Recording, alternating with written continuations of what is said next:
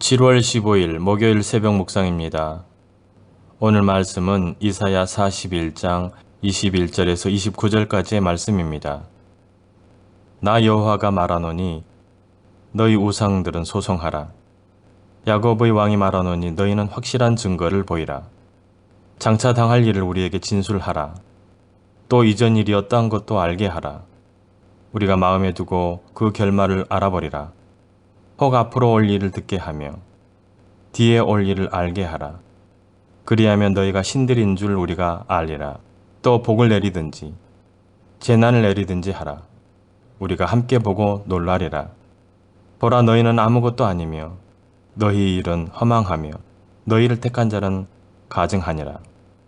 내가 한 사람을 일으켜 북방에서 오게 하며 내 이름을 부르는 자를 해 돋는 곳에서 오게 하였나니 그가 이르러 고관들을 석회같이 토기장이가 진흙을 밟음같이 하리니 누가 처음부터 이 일을 알게 하여 우리가 알았느냐? 누가 이전부터 알게 하여 우리가 옳다고 말하게 하였느냐? 알게 하는 자도 없고 들려주는 자도 없고 너희 말을 듣는 자도 없도다. 내가 비로소 시온에게 너희는 이제 그들을 보라 하였노라. 내가 기쁜 소식을 전할 자를 예루살렘에 주리라. 내가 본즉 한 사람도 없으며 내가 물어도 그들 가운데 한 말도 대답할 좋은 자가 없도다. 보라, 그들은 다 헛되며 그들의 행사는 허무하며 그들이 부어 만든 우상들은 바람이요 공허한 것 뿐이니라. 아멘. 과거 이스라엘 백성이 하나님을 등지고 우상을 섬기는 일에 빠진 이유 가운데 하나는 하나님은 보이지 않지만 우상은 눈으로 보고 손으로 만질 수 있었기 때문입니다. 사람은 시각과 촉각에 민감합니다. 하지만 눈에 보이고 손으로 만질 수 있다고 모두 좋은 것은 아닙니다.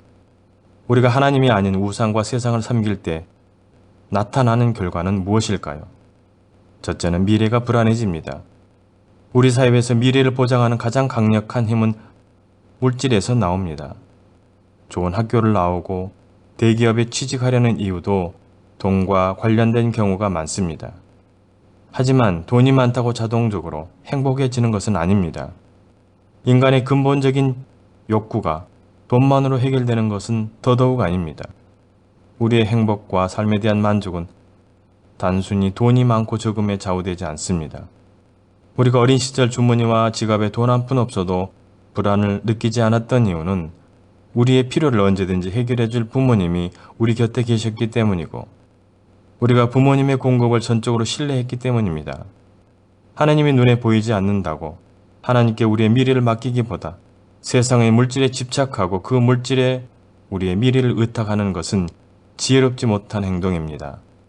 하나님의 신실하신 성품과 그분의 약속을 온전히 신뢰할 수 있다면 우리는 미래에 대한 염려에서 자유로울 수 있게 될 것입니다. 세상과 우상을 섬길 때 나타나는 또 하나의 결과는 삶이 무력해진다는 것입니다. 우리 삶의 만족을 보장하는 것이 단순히 물질의 풍요만이라면 물질을 많이 소유하려는 우리의 욕구를 나쁘다고 할 수는 없습니다. 하지만 돈이 많다고 인격이 그만큼 성숙한 것도 아닙니다. 돈이 많다고 사람을 대하는 우리의 태도가 넉넉해지는 것도 아닙니다. 무엇보다 돈을 많이 모았다고 해서 우리의 영혼이 하나님의 임재로 채워지는 것은 더더욱 아닙니다. 오히려 돈에 대한 집착이 우리 내면의 질서를 무너뜨릴 수 있습니다.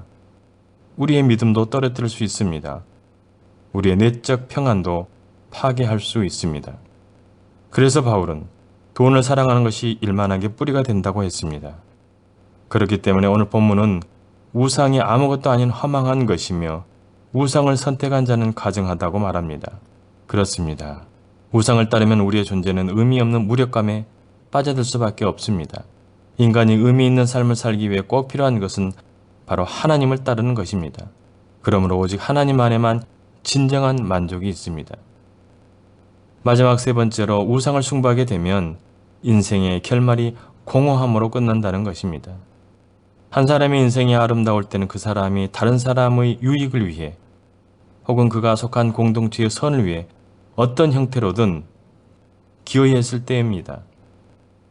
하지만 하나님을 주인 삼지 않은 사람에게, 세상과 우상을 섬기는 사람에게 제대로 된 가치관을 기대할 수는 없습니다. 우리가 하나님의 통치를 받지 않으면 우리의 삶은 자연스럽게 자기 중심적이고 이기적인 방향으로 미끄러집니다. 결과적으로 우리는 과거의 우상들처럼 헛되고 허무한 바람같이 공허한 인생으로 마침표를 찍게 되는 것입니다. 하지만 하나님은 우리를 구원하실 때 이 땅을 위한 제사장으로 부르셨습니다. 하나님은 우리에게 주신 은혜가 먼저 우리를 채우고 그 은혜가 넘쳐서 우리 이웃에게로 흘러가 이웃들이 우리를 통해 유익을 얻는 것이야말로 하나님은 우리에게 기대하시는 모습입니다. 우리가 하나님을 떠나 세상과 짝하는 순간 삶의 비극이 시작됩니다. 하지만 우상에게서 돌이켜 하나님을 의지하고 순종하는 순간 복된 삶이 시작되는 것입니다. 오늘도 하나님만 의지하는 복된 하루 되시기를 간절히 소망합니다. 기도하시겠습니다. 은혜로우신 하나님 아버지, 우리에게 하나님을 아는 믿음을 허락하여 주시고 그 믿음으로 세상과 구별된 삶을 살게 하여 주심에 감사를 드립니다. 오늘 말씀을 따라 하나님을 떠나 세상의 것을 쫓고 우상을 숭배하면 우리의 삶이 불안해지고 무력해지며 결국에는 공허함으로 끝나게 된다는 사실을 다시 한번 깨닫게 하여 주심에 감사를 드립니다. 우리의 상황이 어떠하든지 낙심하거나 무력감에 빠지지 않게 하여 주시고 하나님께서 주신 믿음으로 소망을 따라 살게 하여 주셔서 온전히 하나님만 신뢰함으로 평강 가운데 사는 모든 주의 자녀들이 다 되게 하여 주시옵소서. 내게 주어진 건강, 지식, 재물, 자녀 그 어떤 것도 결코 믿고 의지할 수 있는 대상이 아님을 고백합니다. 우리의 모든 삶과 앞으로의 미래를 온전히 하나님께 맡기고 하나님만 의지하며 나가는 주의 자녀들의 복된 인생이 되게 하여 주시옵소서. 주님, 영도교에 속해 있는 모든 주의 자녀들의 삶을 붙잡아 주시옵소서. 각자의 자리에서 그리스도의 덕을 끼치며 살게 하여 주시고 참 그리스도인으로서 세상과 구별된 삶을 사는 하나님의 신실한 백성들이 다 되게 하여 주시옵소서. 우리 주위 사람들이 하나님을 믿는 우리를 통해 희망과 용기를 얻게 되기를 원합니다. 우리를 믿음의 귀한 도구로 사용하여 주시옵소서. 시대적으로 어려운 상황에 있지만 이럴 때일수록 더욱 믿음을 잘 지키며 삶으로 복음을 전하는데 귀하게 쓰임받는 복된 인생이 되게 하여 주시옵소서. 오늘도 삶으로 생명을 전하는 모든 주의 자녀들의 심령 가운데 하나님의 크신 은혜로 풍성히 채워주실 것을 믿습니다. 언제나 우리와 함께 하시는 예수님의 이름으로 기도하오며 이제는 주님이 가르쳐 주신 기도를 드리오니 하늘에 계신 우리 아버지, 아버지의 이름을 거룩하게 하시며 아버지의 나라가 오게 하시며 아버지의 뜻이 하늘에서와 같이 땅에서도 이루어지게 하소서. 오늘 우리에게 일용할 양식을 주시고 우리가 우리에게 잘못한 사람을 용서하여 준 것 같이 우리 죄를 용서하여 주시고 우리를 시험에 빠지지 않게 하시고 악에서 구하소서. 나라와 권능과 영광이 영원히 아버지의 것입니다. 아멘.